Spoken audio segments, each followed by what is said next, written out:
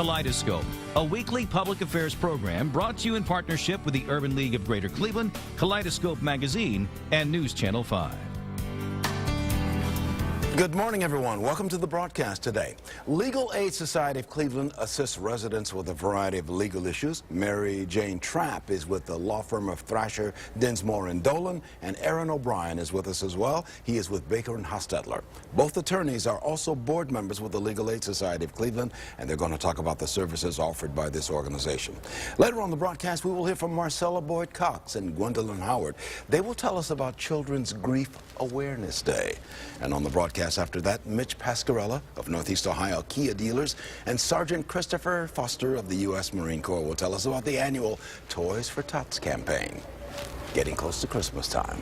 Good morning, everyone. I'm Leon Bibb. This is Kaleidoscope, and so we begin with Mary Jane Trapp, who's a board member and volunteer with the Legal Aid Society, and with Aaron O'Brien, who's a board member and volunteer with the Legal Aid Society. Good to have you both with us. Good to be with you, Leon. Great to be here, Leon. Yeah, tell us about the mission of the Legal Aid Society. Well, the Legal Aid Society of Cleveland is the law firm for low-income clients, and we serve clients from Ashtabula, Lake, Geauga, Cuyahoga, and Lorain counties. Mm-hmm. What kind of cases do you They're all civil cases. You know, in the criminal arena, if you are a low-income person, you have the right to pro bono representation by a public defender, but not in the civil arena. And that's where our 40 lawyers, staff lawyers, and 25 staff support people and hundreds of volunteer lawyers come in to provide those lawyers to meet civil legal needs. Aaron O'Brien, I would think that this is a pretty big job, that there are a lot of people who fall into this area that Mary Jane just described.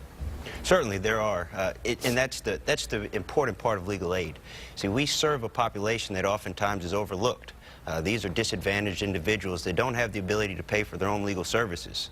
And as attorneys, we have a duty to provide pro bono service. We all take that oath when we are in Columbus, and in that oath, it's an oath that abides us to provide services to those persons that could otherwise not afford it. We're the stewards of justice. In this nation, we say that everybody's got a right to an attorney, no matter what the evidence is. Everybody's got a right to representation. Right. And that's one of the things is that one of the girders, is that one of the infrastructure pieces of the Legal Aid Society? It's a key aspect of legal aid. And we handled 10,000 cases last year, and that affected 22,000 people. But with those 22,000 persons, there are many that just weren't served because of insufficient resources. And as we continue to try to find more attorneys that can provide time and more resources to provide services, there's a greater need there, and there's a need that we have to serve. Yeah. Mary Jane Trapp, you've been in the legal business in the legal profession, I should say, for quite a while now. I have. Why did you volunteer to get into the Legal Aid Society? When I left the bench, I was looking for another avenue for public service, and I had been involved with legal aid societies across the state as president of the State Bar Association, and it seemed to me that this was a good fit for public service. Mm-hmm. How did you balance all of that? You started as a lawyer, then you ended up on the bench as the judge, and now you're back on the other side of the bench talking to the judge or responding to the judge. You know, lawyers represent people, for the most part, unless it's an adoption, for their miseries. And the Legal Aid Society can at least help ameliorate some of the miseries for some of our clients, to provide safety and security and make sure their kids can get proper education if they have some sort of learning disability, deal with them if they've got health care issues and they need access to good health care. It's what we do as lawyers to give back. I want to put a phone number on the screen, and we'll continue our conversation, of course, with Aaron and Mary Jane. 888-817-3777, and that is a toll-free number, that 888-817-3777. You can get more information on everything we're talking about and make a contact with the Legal Aid Society. Refresh us on our memory now, on my memory, on how big an area you represent here with the Legal Aid Society of Cleveland. So, despite being called Legal Aid Society, we serve 5 counties. So as Mary Jane mentioned, Ashtabula County, Geauga County, Lake County, Lorain, and Cuyahoga County. And so in each of those counties we have pro bono services that we provide, and it's a pretty large footprint. When people call you, what do they say? Do they sometimes are uncertain they just want to describe their situation and then they kind of drop it in your lap and say, what can you do for me, or how does it work? So that number that you put on the screen is the number that most people would call. There's a standard intake process, and that's when a person has the opportunity to describe their issue. And then we assign them to an appropriate attorney who specializes in that type of matter. Pro bono clinics offer the same opportunity for someone just to come where they have nowhere else to turn to and get some assistance with their legal issues. Aaron, what drew you into the law in the first place? The law is a unique element of how the United States works. I wanted to understand how businesses could take advantage of the law. I wanted to understand what obstacles stood between success for businesses. I also wanted to serve, and so legal aid and the law was a perfect opportunity for me to serve individuals that otherwise weren't served. Mary Jane, the Legal Aid Society has been around for some time now, for some generations now. It has. And its focus has remained the same, I would imagine. It started with the war on poverty, and we're still battling that war, and that Legal Aid Society is a key piece of that project. What kind of cases do you see on a daily basis? I mean, It can range from protecting a victim of domestic violence to protecting someone from a landlord that's not maintaining the property properly, to a young child that's not getting certain services in their school so that they can have the same opportunity to get an education.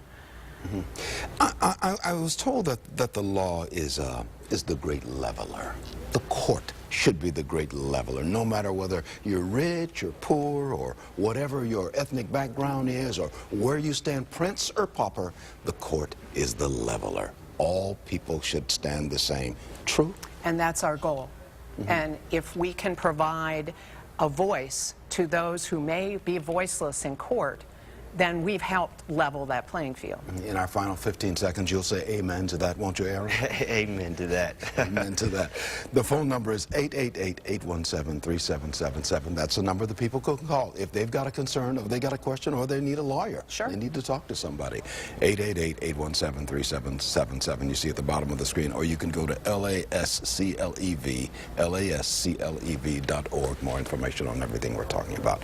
Mary Jane Trapp and Aaron O'Brien, both with the Legal Aid Society and both in law firms, as we said at the top of the broadcast. Many thanks for being on the broadcast. Thank you, Leon. Thank you, Leon. Okay, I'm going to take a break. This is Kaleidoscope. I'll be right back in just a moment. You're in touch with Kaleidoscope. I'm Leon Bibb. Always good to have you with us. Wednesday, November the 20th is Children's Grief Awareness Day. It is a day set aside to help us become more aware of the needs of grieving children. Chief Marketing Officer for the E.F. Boyd and Son Funeral Home, Marcella Boyd, is here. Marcella Boyd Cox, she's on the right. And grief counselor at St. Martin de Porres High School, Gwendolyn Howard, is here on the left. Tell us more about this event. Good to have you with us, Marcella and Gwendolyn. Yeah, thanks for having us. Yeah. Tell me about Grief Awareness Day. What is that? Children's Grief Awareness Day was originated in Pennsylvania in 2008. Actually, some students wanted to give some attention to their grieving friends, and they partnered with a place called Higher Mark Caring Place in Pennsylvania, and from there, you know, they inaugurated this day. So it's a day to highlight children who have lost a family member or a friend, or you know, an extended relative. Yeah. Gwendolyn, you're the social worker, the school social worker at St. Martin de Porres High School. You see these instances of grief facing children, don't you? You see it often? Yes. When I started at St. Martin de Porres, I've been there, this is my 11th year since the inception of the school. When we started, probably like 3 years into my practice, we facilitated the first grief and loss support group. Since that time, the grief and loss groups and the needs of students has escalated, and so instead of servicing one group of students now, we facilitate 2 grief and loss support groups throughout the school year. Yeah. What are we going to see on Wednesday, November the 20th, as we are aware of Grief Awareness Day? What are we going to see happen? Okay, that's Thursday. It'll be Thursday, November the 20th. Thursday, the 20th of November? Okay. And this day is a national day. Every third Thursday in November. And we're so happy that Marcella asked our school to partner with her this year. And so what we're going to see, Marcella has already partnered with some sponsors in the community who are going to give grief and loss support presentations in classrooms so that all of our students have a basic knowledge of what grieving is and what supports are available and the resources that are available to them as well. So what we will see that day is, in addition to the presentations in the classroom, we have extra activities that will lighten the burden of our students who are sad and grieving, but also will let them know that there is hope available. So we have some fun activities prepared for that day. We're going to serve, since the color is blue for grief and loss awareness, we're going to serve a blue raspberry lemonade during the lunch period. So we're going to have a blue bake sale. You're making a big day of it. It's a big day. We're going to make it a big day. This is our first time participating with Marcella. We've always had the grief and loss support group, but this is the first year that we've actually partnered with Marcella and the National Grief and Loss Awareness. Marcella, you're in the Boyd Funeral Home business. You're begun by your grandparents. Yes, sir. Begun by your grandparents. Yes, so you see this on a daily basis in the funeral business, don't you? Of course. Of how to deal with grief. I assume you bring that expertise to this event. Oh, hopefully, yes, but yes, because children a lot of times are ignored, their grief is minimalized. You know, children seem to feel they're invisible because a lot of times, you know, when someone passes, all the concentration is put on the adults. The children are underserved. So this is a national day now to bring awareness about children, their needs, to advocate on their behalf. So for this day, their logo is Hope. It's a blue butterfly. She's called Hope the Butterfly. So, you know, go online. We encourage people to go online, go on the website, see all kind of events that childrengriefawarenessday.org that they can be a part of, talk to their friends, like them on Facebook. There's any number of things, and hoping to move forward to make this even bigger. Childrensgriefawarenessday.org. Childrensgriefawarenessday.org is the website. More information on everything we're talking about. Sadly, we are seeing a lot of instances of there's been violence in schools, and we've had to have grief counselors in schools because of so many incidents which are taking place in this country. We've got to deal with it, don't we, Gwendolyn? Yes, absolutely. The structure of the family has changed. The dynamics of the family has changed, and many times there's still, for children and adolescents, there's a strong need and a desire to be connected to some type of system. The family, of course, is the first system, and I think that's true for all of us, but as teenagers, we used to have an expression, it was called finding ourselves. And I think young people today are trying to find themselves, and sometimes they're in different types of groups, and they connect in all kinds of ways. When a loved one or a friend is missing from that circle or that place of connectivity, it can have a devastating effect on the students. In our final 15 seconds, Marcella, it's important that the children really want counseling too, don't they? They really want to connect with somebody. They really want counseling, and they really want their pain to be acknowledged, because even though a child doesn't look like they're grieving, you can't tell from the outside, they have a hole. They have a hole in their heart that needs to really be expressed and, you know, attended to. So we're hoping that, you know, people will just reach out to a child this day.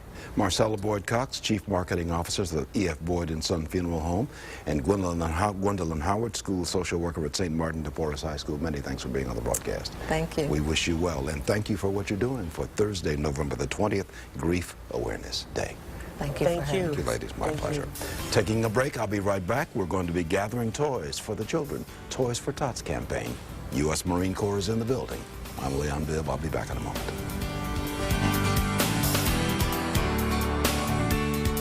Welcome back to Kaleidoscope. The annual Toys for Tots campaign is underway. It accepts donations for new toys for area children. Mitch Pascarella of the Northern Ohio Kia dealers and Sergeant Christopher Foster of the U.S. Marine Corps are both here to tell us more about the event.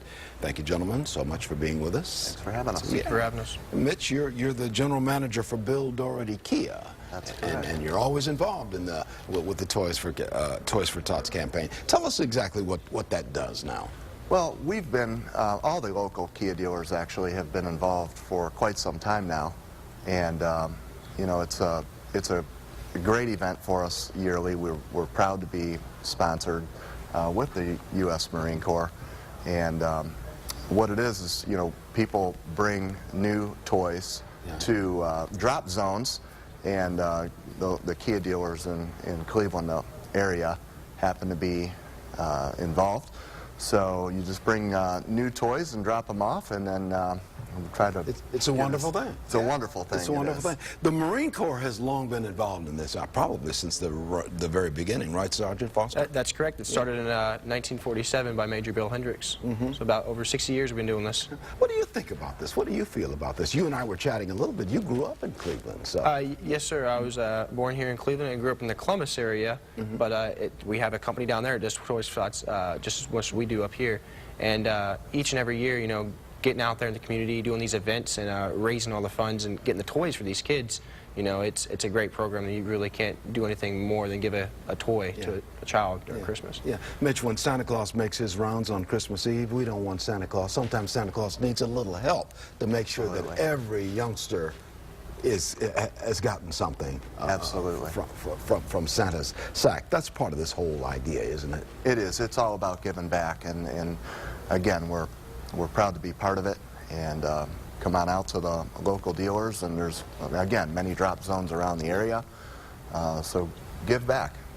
And by the way, we've got more information on everything we're going to be talking about. It's on our website, newsnet5.com/toys4tots, and you'll have all the list of the drop zones, as they're called. I love that phrase, the drop zones. That's a military phrase as well. Yes, sir. Yes, sir. But this is a good campaign we're talking about right here. Yes, sir. Last year's campaign, actually, we collected roughly 70,000 toys, and we're able to distribute them out to about 35,000 children here in the Cuyahoga across the county. What kind of toys are most in demand? Obviously, we do new unwrapped toys, and towards the end of the years, you know, you hear toys for tots, and generally, you know, the younger age groups, they're always covered down and everything like that. But we have like the 12 to 13, 14, 15. We still do teenagers as well. We still count them as children, obviously in need, and they still could use a toy. So, you know, you have basketball, footballs, you know, board games, assortments, such like that. You know, those are always in demand too for us when we're. And what's our top age now? What are we looking at? Usually it's like 14, 15. Okay, the early teens. Early teens, yes, sir. And Mitch, we want new toys on this. We don't want something that you don't want at your house that doesn't work anymore. Right. We want wrap. No kid wants something that's falling apart when he gets it. We want new wrapped toys. Whatever you can buy at Toys R Us or whatever. Anything. Anything works. Why do you think this is so vital? Well, why does the Northern Ohio Kia dealers get involved in this? Well, I think it's, you know, being able to help less fortunate kids. It goes a long way in their life, and you know, again, we're proud to be a part of it, and it's something we feel we need to give back. Yeah. Any challenges you're facing with this year, Sergeant? Only the weather. I mean, hopefully we don't have a winter like we did last year, but no, we have plenty of volunteers that come out and help us, and if anybody is interested in volunteer, they can follow the website and go ahead and apply through that.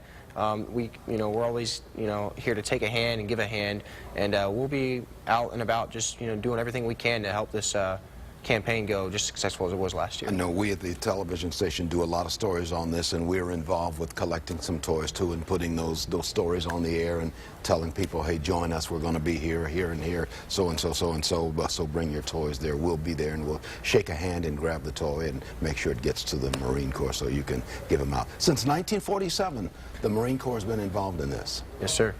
Started out there in L.A. and California by a reserve major. Him and his wife got together and decided one year, hey, we got a little extra toys there and we can make toys, and I see these kids in needs, and I mean, what kind of thought, imagine a kid not having a toy for Christmas because the family can't help provide for it. So they went out and about 5,000 toys was collected the first campaign, and the next year the Marine Corps realized, hey, this is a really good effort, and adopted the program. And we keep it going, right, Mitch? Absolutely, every year. That's what it's all about. Yes, sir. And I want to thank you for your service, too. And you're with the 3rd 25th Marines here. Yes, in Brook Park, yes, sir. In Brook Park. These guys here really did a wonderful, wonderful job. They suffered some losses in the war over there in Iraq and Afghanistan. We appreciate what you do, and we salute you, Sergeant, and all the members of your unit and all the Marine Corps. Corps, all the U.S. military services. Thank you for your service. Thank you very much, sir. Thank you for your service too, my friend. Tell Bill Doherty we said hi over there at Bill Doherty Kia. Definitely will. Okay, will do. Thank you, gentlemen. Thanks. We've been talking to Mitch Pascarella for the Northern Ohio Kia dealers and Sergeant Christopher Foster with Toys for Tots and the U.S. Marine Corps.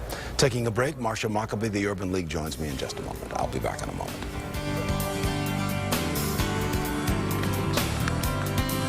The Morning Exchange segment, that means Marsha Mockaby of the Urban League of Greater Cleveland is here, and she's always got something on her mind to cap the broadcast. What's on your mind today, Marsha? Well, we have an exciting announcement to make to our viewers today, Leon. You know, they're always asking us about Kaleidoscope and telling us how much they enjoy the program, and of course our Morning Exchange segment. And they're always saying, we want more, we want more. So we're going to give them more. On Friday, November 21st, at the Urban League's Equal Opportunity Day Luncheon at the Westin, which will be held at 11:30 that day, we're going to give them a special Kaleidoscope style interview session that will be conducted by you.